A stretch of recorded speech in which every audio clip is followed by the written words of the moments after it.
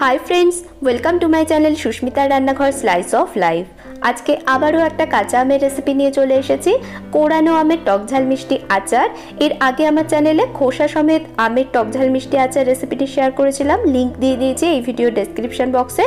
और आजकेर आचारटिओ बानानो भीषण सहज और दारुण टेस्टी, एकबार बानिये दीर्घदिन संरक्षण करेও खेते पारबेन। अवश्यई बानाबेन और आपनादेर केमन लागलो सेटा भिडियोते कमेंट करे जानाते भुलबेन ना। भिडियो भालो लागले प्लिज भिडियोटाके लाइक करबेन, शेयर करबेन और नतून रेसिपि मिस ना करते चाइले एक्षुनि चैनलटाके सबस्क्राइब करे नेबेन। खोसा छाड़ा काँचा आमेर गलानो टक झाल मिष्टि आचार बानाবার জন্য এখানে 4টে বড় সাইজের কাঁচা আম নিয়েছি। আমগুলোকে ভালো করে জলে ধুয়ে পরিষ্কার করে নিয়েছি। একটা কাঁচা আম নিয়ে এভাবে করে ছুরি দিয়ে আমের পেছন দিকটা বাদ দিয়ে দিচ্ছি। এবার আমের খোসা ছাড়িয়ে নিচ্ছি।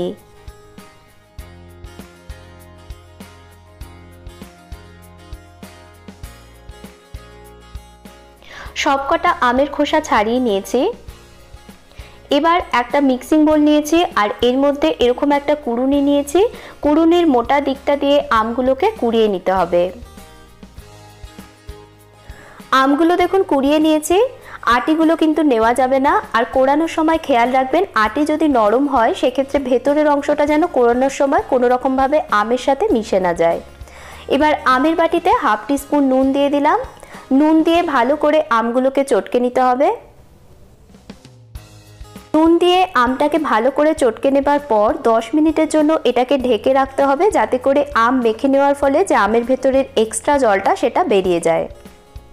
অন্যদিকে এই আচারটা বানানোর জন্য একটা মশলা বানিয়ে নিতে হবে। একটা ননস্টিক প্যান গ্যাসে গরম হতে বসিয়েছি। এর মধ্যে দিয়ে দিলাম 1 টিস্পুন মৌরি, 1 টিস্পুন জিরে, 1 টিস্পুন ধনে আর দিচ্ছি হাফ টিস্পুন পাঁচফোড়ন। এখানে নিয়েছি একটা ছোট দারচিনি, দুটো সবুজ এলাচ আর 4টে লবঙ্গ। এর মধ্যে দিয়ে দিচ্ছি দুটো তেজপাতা দিচ্ছি আর 4টে শুকনো লঙ্কা। একই সাথে দিয়ে দিচ্ছি 5-7টা গোটা গোলমরিচ। এই শুকনো লঙ্কাগুলো কিন্তু বেশি ঝাল হয় না তাই আমি 4টে নিয়েছি। আপনারা যদি আচারে ঝালটা বেশি পছন্দ না করেন সেক্ষেত্রে কিন্তু শুকনো লঙ্কার পরিমাণটা কম করে নেবেন। শুকনো খোলায় গোটা মশলাগুলোকে কিছুক্ষণ সময় ভেজে নিতে হবে। গ্যাসের ফ্লেমটা কমে রেখে মশলা ভাজতে হবে যতক্ষণ না মশলা ভাজার সুন্দর গন্ধ না বেরোচ্ছে। মশলা ভাজা হয়ে গেছে, ভাজা মশলার সুন্দর গন্ধ বের হচ্ছে। এবার গ্যাসের ফ্লেম অফ করে দিয়ে ভাজা মশলাগুলোকে ভালোভাবে ঠান্ডা করে নিতে হবে। 10 মিনিট পর আমের বাটির ঢাকনা সরাচ্ছি। আপনারা চাইলে আমগুলোকে হাত দিয়ে এভাবে করে চেপে জলটা বের করে নিতে পারেন।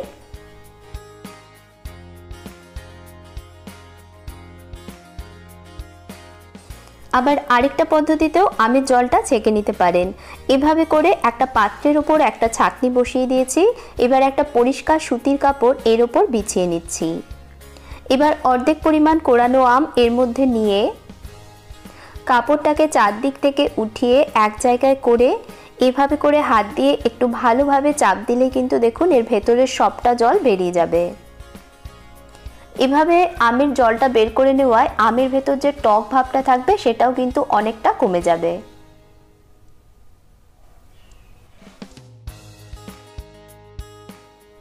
একইভাবে বাকি আমটারও করে নিচ্ছি।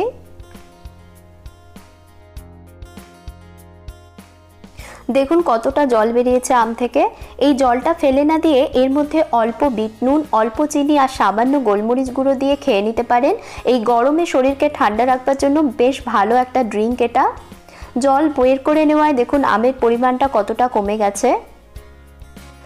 অন্যদিকে ভাজা মশলাগুলো ঠান্ডা হয়ে গেছে। এবার একটা ব্লেন্ডার জারে মশলাগুলোকে নিয়ে দেখুন গুঁড়ো করে নিয়েছি।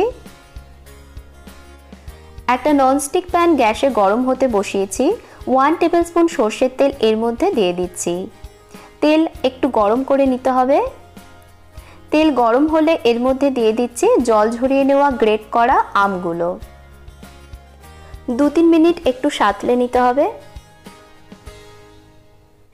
2-3 মিনিট সাঁতলে নেবার পর এর মধ্যে চিনি দিয়ে দিচ্ছি।